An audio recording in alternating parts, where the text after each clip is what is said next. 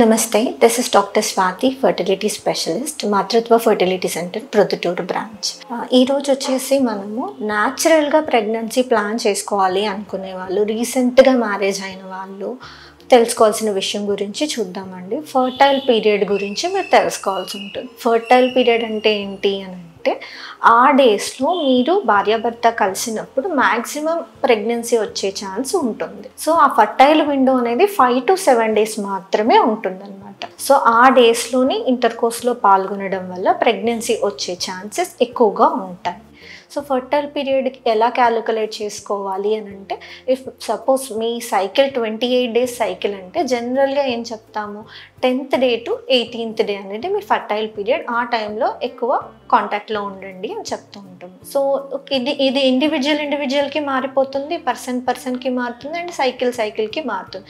ఎందుకంటే ప్రతి ఒక్కరికి సేమ్ డేట్లోనే పీరియడ్ రాదు, వేరీ అవుతుంది. 1 or 2 days ప్లస్ అవ్వచ్చు, మైనస్ అవ్వచ్చు. సో మీరు మీ పర్సనలైజ్డ్గా ఎలా క్యాలిక్యులేట్ చేసుకోవాలని అంటే, పాస్ట్ ఒక 6 months నుంచి మీ మెన్స్ట్రల్ సైకిల్ ఎలా వస్తుంది, మీ పీరియడ్ డేట్ ఏంటి అనేది మీరు నోట్ చేసుకోవాల్సి ఉంటుంది.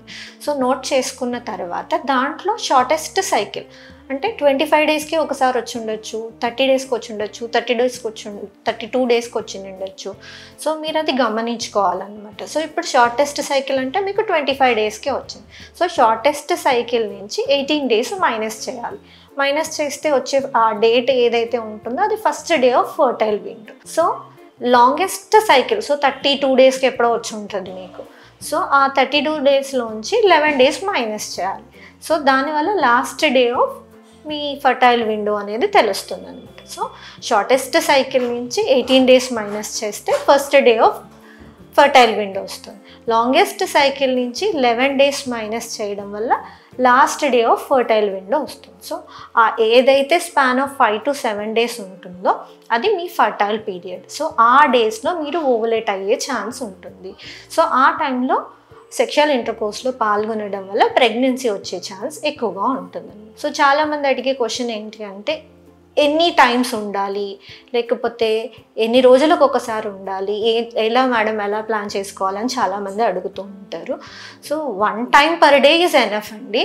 సో మనము 2 daysకి ఒకసారి అట్లీస్ట్ కాంటాక్ట్లో ఉంటే బెటర్ రిజల్ట్స్ వస్తాయి. ఒక్కొక్కరికి ఒక్కొక్క ప్రాబ్లం ఉండొచ్చు, స్ట్రెస్ ఆ టైంలోనే ఇంటర్కోర్స్లో పాల్గొనాలన్నప్పుడు చాలామంది స్ట్రెస్ ఫీల్ అవుతూ ఉంటారు, కలవలేకపోతుంటారు. సో డైలీ కలవాలనేది కంపల్షన్ కాదు, 2 daysకి ఒకసారి కాంటాక్ట్లో ఉండడం అనేది కంపల్సరీ. ఇఫ్ సపోజ్ మీకు ఏ ఇష్యూస్ లేవు, డైలీ ఉంటారా, ఉండండి, well and good. Alternate days ఉంటారా, వెల్ అండ్ గుడ్, మంచిదే. కంపల్సరీ అని అంటే 2 daysకి ఒకసారి ఉండాలి. సో ఆ 5 to 7 days స్పాన్లో 3 to 4 days అంటే 3 to 4 times కంపల్సరీ సెక్షువల్ ఇంటర్కోర్స్లో మీరు పాల్గొని ఉంటే ప్రెగ్నెన్సీ అచీవ్ అయ్యే ఛాన్స్ ఉంటుంది. ఇఫ్ అన్నీ నార్మల్ ఉన్నప్పుడు, మళ్ళీ చెప్తున్నానండి, అన్ని ఫ్యాక్టర్స్ నార్మల్ ఉండాలంటే ఓవరీస్లో అండాలు ఉండాలి, ఓవులేట్ అవుతూ ఉండాలి, యూట్రస్ బాగుండాలి, ట్యూబ్స్ బాగుండాలి, హస్బెండ్ సెమెన్ అనాలిసిస్ బాగుండాలి. అన్నీ బాగున్నప్పుడు మీ ఫర్టైల్ విండోలో ఖచ్చితంగా కాంటాక్ట్లో ఉంటే ప్రెగ్నెన్సీ వచ్చే ఛాన్స్ 100% ఉంటుంది. థ్యాంక్ యూ అండి. Thank you all for watching.